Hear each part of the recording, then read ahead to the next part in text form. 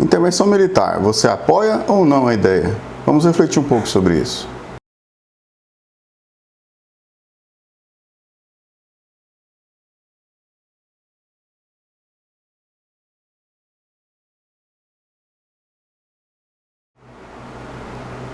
Olá pessoal, paz e bem. Eu hoje está com um tema um pouco diferente aqui do canal, de costume, né? A gente sempre está ali tangendo se guiando ali pela teologia, pela filosofia, né? Mas hoje, devido eu recebi também várias mensagens, vários questionamentos quanto a isso, né? E eu até estou preparando um vídeo, vai ser um pouco longo até o vídeo, sobre essa questão esquerda e direita, né? Esquerda e direita, elas surgiram, né, na Revolução Francesa, no final do século XVIII, né? Então, eram os jacobinos, a história é um pouco longa, mas os jacobinos, os mais radicais, à esquerda, sentaram à esquerda na Assembleia, e os girondinos à direita. Então, se surgiu aí, criaram esquerda e direita, né? Dois movimentos ideológicos, né? Embora sejam antagônicos, pelo menos na teoria teria que ser, mas a gente vê que numa crise que a gente vive não são tanto assim, né? A gente começa a ver os extremos, né? Eles começam a ser muito parecidos. Aliás, são duas ideologias materialistas acima de tudo, né? Então, a gente não pode querer enquadrar o cristianismo nisso. Isso é um problema, um erro grave até.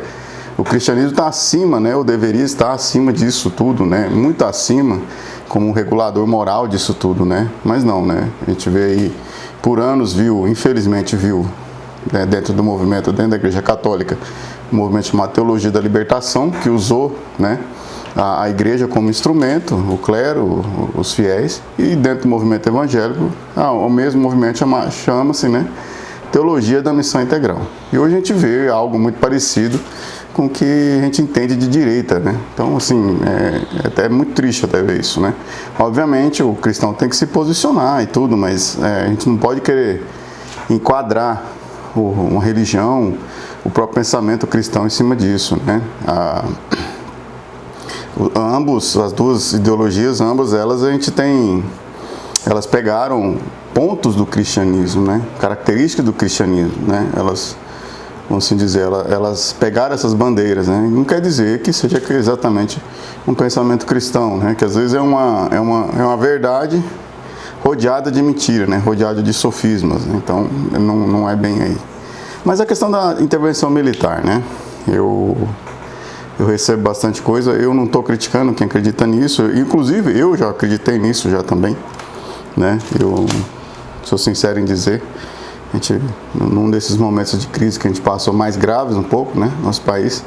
Por quê? Porque é um movimento realmente, é um pensamento que na teoria é lindo, né? Você chama o exército, as forças armadas, prende quem tem que prender, convoca novas eleições e vida segue, mas na prática isso não acontece, né? O cenário que o Brasil vive hoje, esse contexto internacional, não cabe isso, né?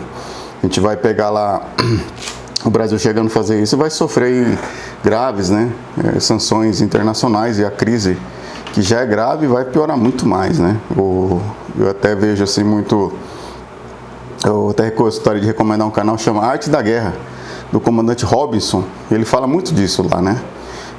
E não é assim uma pessoa que não é militar, é um ex-comandante da Marinha, né? Comenta esse tipo de situação. E ele fala bastante também dessa narrativa contra o Brasil, nessa narrativa internacional. Ele fala da questão, né, o Brasil é riquíssimo, né, em recursos naturais, né? A gente vê aí esse grande embate com a China, né? A China querendo intervir aqui, comprar terras, enfim. A União Europeia chega a falar de intervenção internacional aqui dentro do Brasil, para salvar a Amazônia, né? Salvar a democracia, enfim. Sempre tem a desculpa bonita para fazer a coisa errada. E esse movimento cresce muito forte agora, com esse negócio inclusive da cepa amazônica que eles falam tanto, né? Ninguém sabe ao certo se existe se é realmente uma cepa que se desenvolveu lá, ou uma coincidência, ou enfim, né? Na verdade ninguém sabe quase nada desse vírus. E ele fala muito disso, né? Essa argumentação que tem criado, né? Essa retórica, essa narrativa contra o Brasil tem criado muita força, né? E o povo extremamente desunido, né? O nosso tecido social extremamente rasgado, desfacelado, né? Não tem uma unidade política numa crise dessa, né? Eu sei que é quase utópico que eu vou falar aqui, mas os políticos tinham que deixar um pouco de lado a toda essa situação, toda a diferença e tentar passar logo por essa crise. Não, fizeram o contrário, né? Politizaram o vírus, né? O vírus por si já é muito grave, conseguiram piorar mais ainda a situação, que foram politizar esse vírus. E a gente vê também, né? Eu também já tive essa visão das Forças Armadas, né? Eu sou fã das Forças Armadas, sou um grande admirador das Forças Armadas, da polícia, né? Enfim, eu inclusive quando eu tinha de 18 para 19 anos, eu cheguei a passar no concurso da PM, né? Eu acabei não indo, por inúmeras situações lá. Foi na época que uma profissão que eu tenho até hoje, né? Eu estou com quase 40, a profissão que eu tenho até hoje começou a dar bons frutos, né? E eu precisava, precisava cuidar de casa, ajudar em casa, precisava desenvolver, então eu acabei deixando de lado um pouco isso, né? E também eu tinha, pra você ter uma ideia, eu tinha o grande sonho de entrar nas Forças Armadas, aí eu acabei deixando a polícia, mas assim, eu tenho uma profunda admiração. Não estou falando aqui que é ruim ou que é mal, é um negócio que eu vejo assim que a gente criou, né? Boa parte da população criaram, né? Digamos, uma visão das Forças Armadas que nunca existiu e nem vai existir, né? Aquela questão que eles realmente, lá em 64, salvaram o país, né? Eles estavam lá e viram que o Brasil estava sofrendo um golpe comunista, né? E salvaram o Brasil. Vamos salvar o Brasil. Não foi bem assim, né? Tem um livro aqui que eu recomendo, 1964, Um Elo Perdido, né? Um livro riquíssimo de informação, inclusive tem um documentário do Brasil Paralelo feito em cima desse livro. Recomendo demais a leitura dele. Eu vou colocar nos comentários, né? Tanto o canal do Comandante Robinson quanto esse documentário. Eu não vendo livro, né? Você compra onde você achar mais barato. Tem um outro livro também, para não falar besteira também do lado de lá, né? Da esquerda, né? O Livro Negro do Comunismo. Esse aqui, o autor mesmo fala que, olha a grossura do livro, né? E aqui conta todos esses grandes regimes autoritários que nós vivemos. O autor aqui fala de números bem modestos, né, de 100 milhões de mortos. Então, realmente, o comunismo matou muito mais que, inclusive, o nazismo, que tanto falam, né?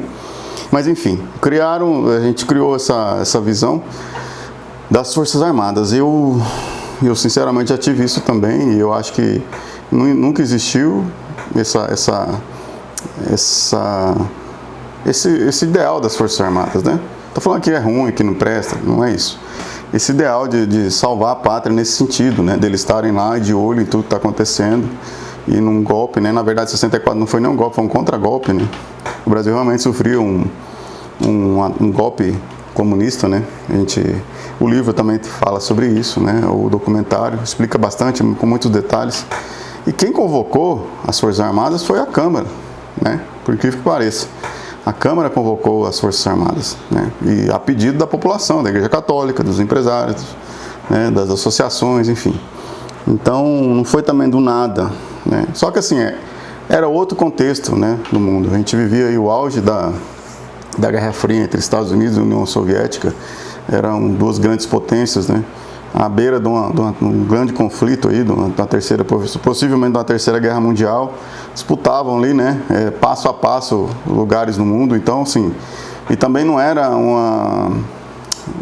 uma exclusividade do Brasil da época, né? O mundo convulsionava em cima dessas questões revolucionárias, enfim, golpe contra golpe. Mas eu não vou entrar no mérito também, não estou falando defendendo aqui regime militar, né? É bom ler o livro, que você vai entender que o regime militar não é nem o que nem o que defende, fala, e nem o que é contra fala. É uma coisa um pouco diferente, né? E eu vejo muito isso, né? Esse pensamento, né? Que o exército vai salvar. Eu eu vou ser bem sério, eu conheço alguns, né, militares, assim, não tenho amizade muito próxima, mas eu conheço. Não conheço nenhum general. Eu pratico artes marciais desde 6, 7 anos de idade. Então eu já participei de alguns treinamentos também, né, com a polícia, ou treinando com eles, ou ajudando no treinamento das pessoas, né, na polícia, no próprio exército, né, eu já participei. Então, e eu não percebo esse pensamento que a gente tem com eles, por exemplo. Eu não vejo isso, né? Eu vejo eles preocupados com o que eles têm que fazer, que é o certo, né? São órgãos de governo, né?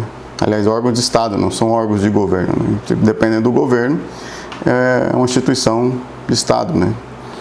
E eu vejo assim, eu conheço alguns oficiais, eu não vejo esse pensamento de ter que intervir ou querer intervir. Eles estão preocupados com a vida deles, né? Em fazer o serviço deles. Em tanto tempo tem uma promoção, assim como qualquer pessoa, né? Tem família para criar, ele se planeja, tem as suas ambições dentro do que está fazendo, que é perfeitamente normal e compreensível. Então eu não percebo muito isso, pelo menos pessoalmente, né? Eu sei que não vai, o que eu percebo ou não percebo pessoalmente, também nesse sentido não vai mudar muita coisa, mas assim, eu vejo um pouco de preocupação, né, porque os cristãos, né, são rotulados, ou boa parte dos cristãos, ou alguns cristãos são rotulados como esses intervencionistas, né, que pedem essa intervenção. E eu fico até um pouco incomodado, porque não é bem essa situação, né, como eu disse, o cristianismo não é politizado, né, ele está acima disso. Os cristãos deveriam estar acima disso também, com o regulador moral, né. Bom, mas vamos lá, vamos pensar um pouquinho. Digamos que não tenha essas sanções internacionais e nada, e ocorra uma intervenção dessa, nesse sentido, né? E prenda quem tem que prender, convoca eleições, enfim. Aí é um problema, né? Quem que a gente vai colocar lá? Como é que vai funcionar isso? O fato, né? Eu não estou falando generalizando, mas assim, gente ruim, né? Gente que não presta, tem na igreja. Tem padre, tem bispo, né? Tem gente santa também, claro, né? Tem na polícia, tem no exército, em tudo que é lugar. Quem garante que esse povo, que esse pessoal vai realmente convocar eleições, né? Vai fazer o bem para o povo, né? Quem garante isso? E o detalhe é que eles vão estar armados, né? Muito bem armados. Então, assim, é mais fácil a gente tirar lá um político com terno e gravata que um que está com um fuzil na mão, né? Com a farda e um fuzil. A gente vê que essa combinação sempre é muito trágica, né? Todas as ditaduras passam invariavelmente pelo poder militar também. Então, assim, é um pouco arriscado, né? A outra possibilidade também, vamos pensar um pouquinho, digamos que realmente lá o exército, as forças armadas, né, sejam realmente seja composto dessa alta classe de pessoas realmente preocupadas, patriotas, preocupadas com a família, com os valores, etc, etc, etc, né? E eles sejam pessoas que realmente possam fazer, a gente pode confiar que vai acontecer, dá tudo certo, não vai ter sanção internacional, beleza, tranquilo, né? Aí a gente está pensando do nosso lado, digamos assim, né? Do lado cristão, lado conservador. Mas, né? O mundo não gira, o mundo capota, mas digamos que com o tempo, né, as forças armadas aí começam a sofrer influências revolucionárias, influências, né, comunistas, marxistas, né? E daqui a um tempo, né, entra aí um outro governo e as forças armadas um outro candidato, um outro governo, e as forças armadas também um governo de direita, um governo conservador, e as forças armadas com esse pensamento marxista também não querem ir lá e derruba também. Assim acontece também com a polícia, né? Polícia militar, por exemplo, que a gente fala bastante, conta muito com a polícia militar, aliás, né? Bastante essa discussão, né?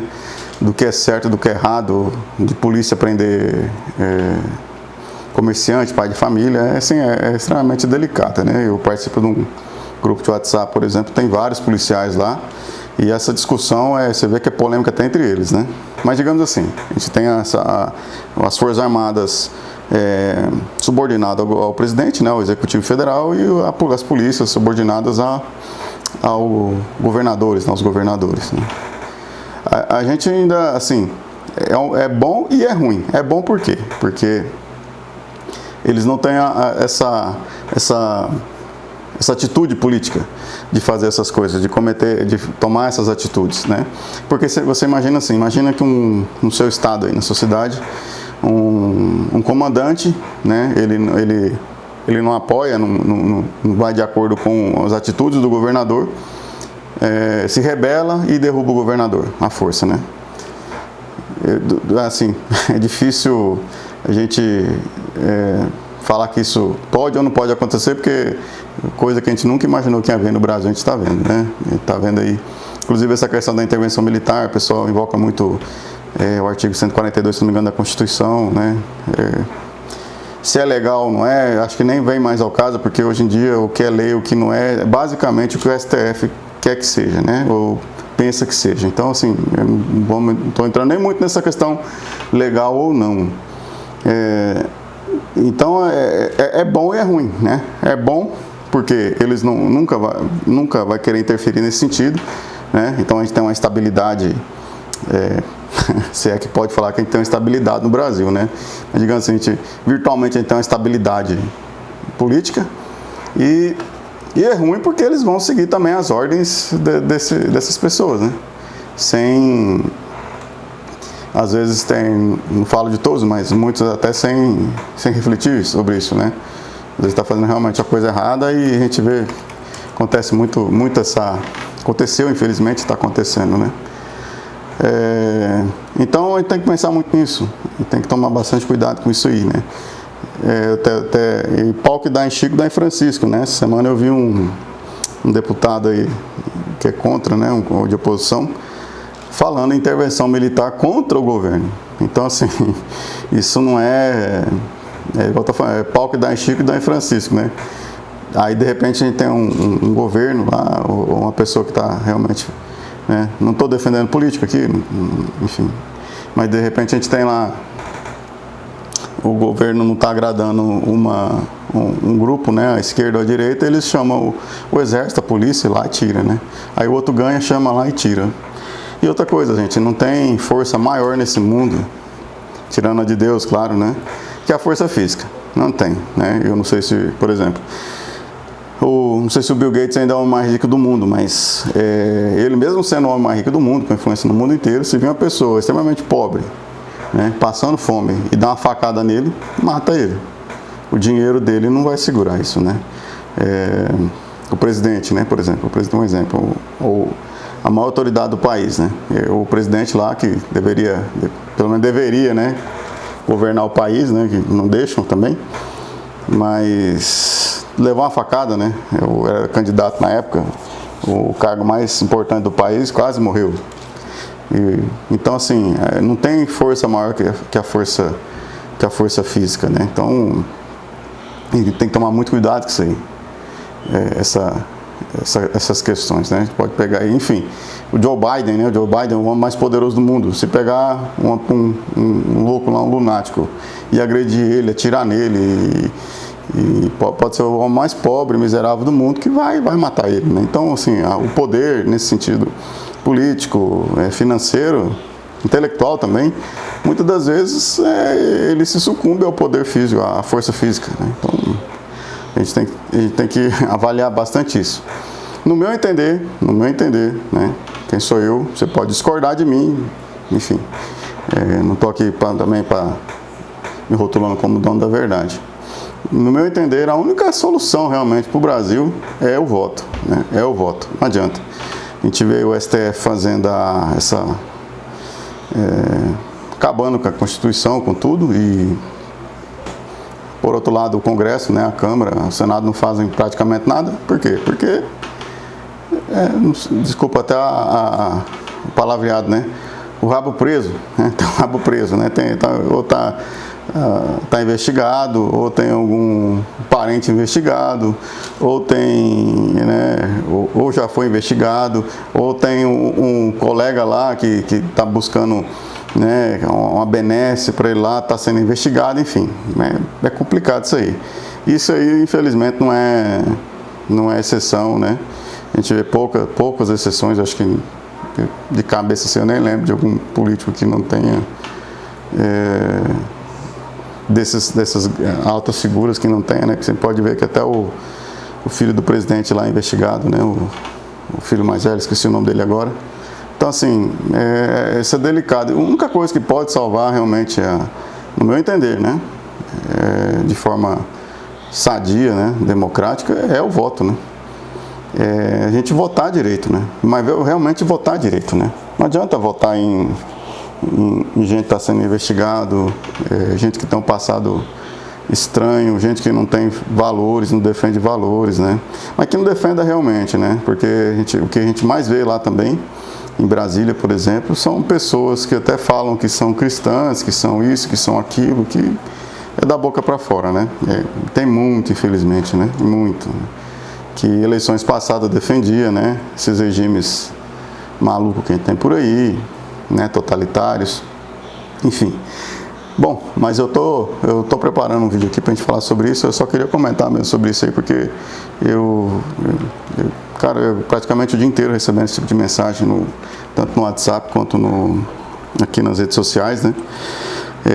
Eu entendo que é só assim, né? Eu não estou assim, condenando quem pensa assim, né? Porque, como eu disse, na teoria é lindo isso, né? Prender os bandidos, e fica os mocinhos e vida segue, mas na prática é completamente diferente.